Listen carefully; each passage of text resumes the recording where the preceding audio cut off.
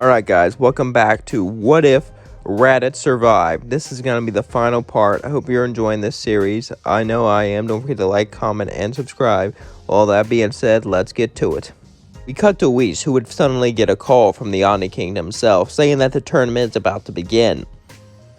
Whis would nod his head.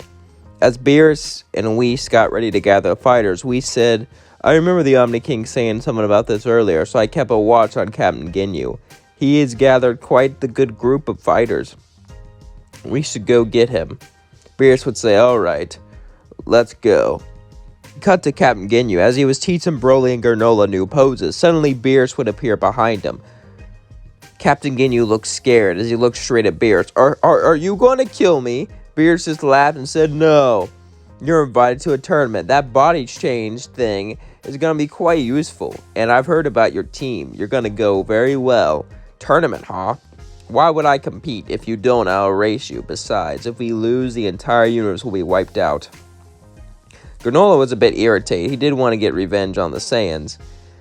That includes Broly. He was just using Broly to get stronger, but he was going to have to do it because, well, he needed a universe to get revenge in. And Broly was just following his dad and was trying to get stronger under the great Captain Ginyu, who was famous, even to Paragus. So Broly agreed. As they were both brought along to Earth, Goku and Vegeta and the rest of the Z fighters would all be ready to go. So Broly would replace Master Roshi, and Captain Ginyu would replace Android 18, and Granola would replace Krillin. As they were all ready, they went out to the tournament. As they looked around, they saw all the other universes. They all looked so different. They knew that these universes were nothing like anything they saw before. That these fighters would have techniques they never even thought of. And they were all ready. As the fighting started, Raditz decided to go on his own, so did Goku and Vegeta. But Hit was planning this. You see, Hit knew how powerful Universe 7 was, and he heard rumors that they've gotten even stronger. As Raditz was on his own, suddenly he got hit near the edge. He was barely able to avoid falling off the edge, but as he looked, it was Hit.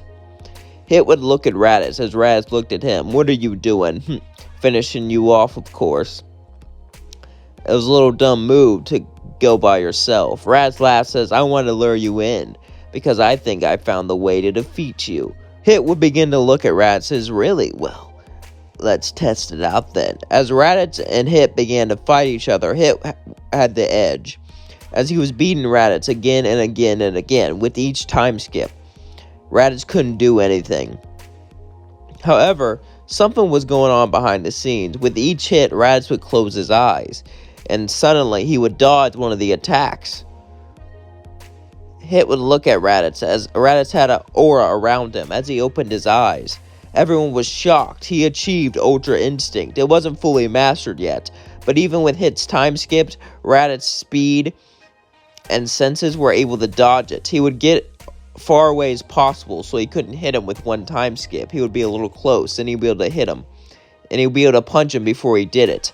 This battle continued, as Hit would then fake time skips to get Raditz. It was an epic battle. Both had great speed, both had great stamina, and both were relying on their senses.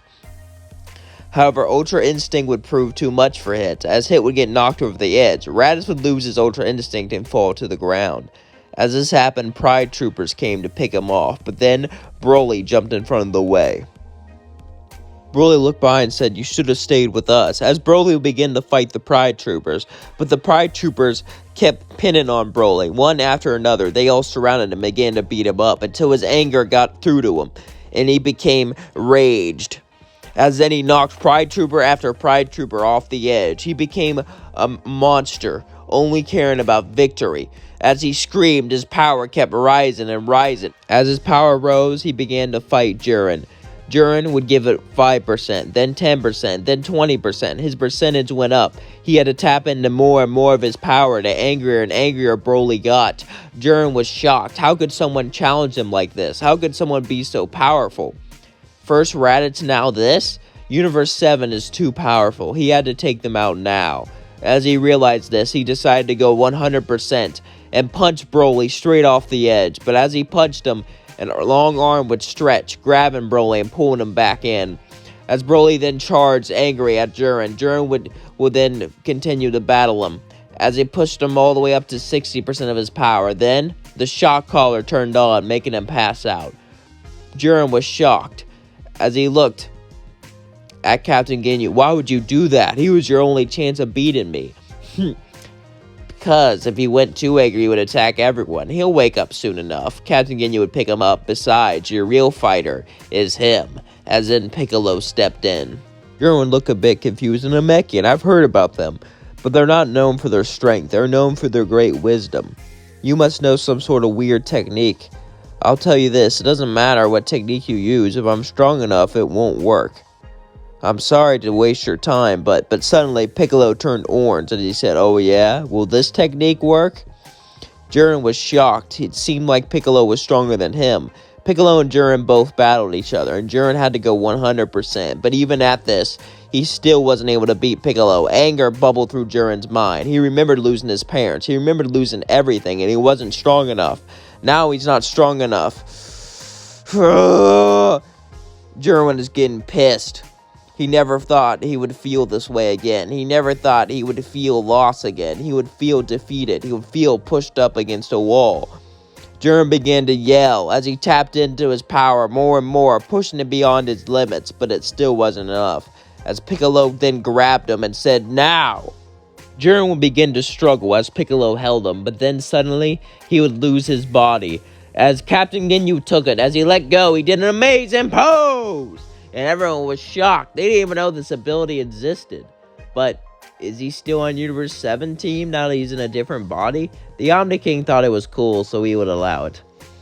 As suddenly, Toph and Dispo would both run in. Toph would accept his role as God of Destruction, as Dispo would run as fast as possible to try to beat Captain Ginyu in Jiren's body. Captain Ginyu would be getting used to Jiren's body, but once he got used to the speed, he would easily defeat Dispo. And as God of Destruction Toph came near him, suddenly he heard laughter behind him. You're gonna have to get through me first, as Vegeta came behind him. Po would then look at Vegeta and say, you really think you can defeat me? I have become a god of destruction. There is nothing you can do. As Vegeta turned Blue Evolution, he began to fight, but this Vegeta would be far stronger than the previous Vegeta, than the one in canon. His Blue Evolution has been perfected, as he began to push back against Toppo more and more and more, and he began to charge everything into a Big Bang attack as he launched him off the edge. This made all the other universes worry, as they realized Universe 7 was the strongest. So, they did what they had to do. All the other universes teamed up on Universe 7, as they surrounded them, forcing them into a corner. They all got ready to fight, as suddenly Kale and Caulifla would fuse, becoming Kefla. As Kefla formed, suddenly Universe 9 would get sniped out by Granola, as suddenly Kefla and Broly would both begin the fight. Broly woke up, and he looked at Kefla. Kefla reminded him of himself. That green hair, it looked so familiar. He could feel the aura was just like his. And they both began to fight each other. Kefla was far stronger at first, but Broly got stronger and stronger the more they fought. And as his power increased, he got closer and closer to her level. Chopper would say, finish this now! As then Kefla would charge a massive Ki Blast to get rid of Broly, putting all of her effort into it, but suddenly a Ki Blast would hit Kefla right in the back, causing her to lose focus for a little bit. But that was just enough for Broly to hit her, knocking her off the edge. As the person who blasted her was Granola, as then Broly charged at the other fighters. Universe 7 was against everyone, and wave after wave of universes came at them. Dr. Pepperoni became a giant robot, androids, invisible men, tiny men, all of them at Universe 7. Soldier after soldier fell, but Vegeta, Kakarot, Raditz, Piccolo, and Broly all stood strong, and with Captain Ginyu in Jiren's body, they knew they can do it. After wave, universe after universe being wiped out, Vegeta would fall, then Kakarot. Universe 7 was starting to shake. As Raditz felt he was pushed to the limit, suddenly he would unlock it again, Ultra Instinct. As Ultra Instinct, Raditz would fight with Piccolo and Granola and Broly. All of them would charge in, fighting against all the other universes. It was an epic clash, but eventually Universe 7 would win, with the Raditz, Piccolo, Broly, and Captain Ginyu being the only ones left. With all the fighting, Piccolo was the VP, and he wished for all the universes to come back. As they came back, it was settled. Universe 7 was truly the strongest. Raditz unlocked Ultra Instinct and proved himself to be the best Saiyan. Piccolo became the strongest of Universe 7, and they all lived happily ever after. Granola would eventually give up revenge, and Captain Ginyu would live a life of dancing and being popular and famous as the man who took Jiren's body. And that's where I end things off. Don't forget to like, comment, and subscribe. I hope you liked this video. And the movie should be out tomorrow or the day after, depending on how editing goes. Editing movies can be tricky. But yeah, peace out, yo.